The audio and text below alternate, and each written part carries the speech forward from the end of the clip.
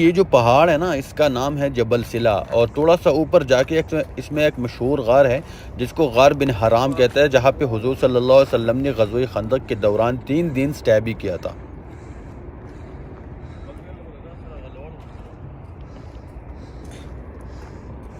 यहाँ पे एक गार आएगा, वहाँ पे लोग अमूमन नमाज़ पढ़ते हैं जहाँ पे हुजूर सल्लल्लाहु अलैहि वसल्लम ने स्टे किया था।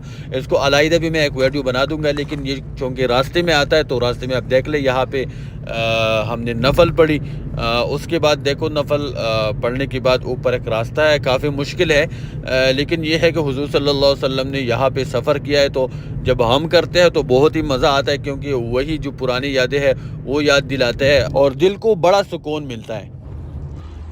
ये देखो नीचे हमने अपनी गाड़ी खड़ी की है और ये ऊपर हम उस साइड पे जा रहे हैं। देखो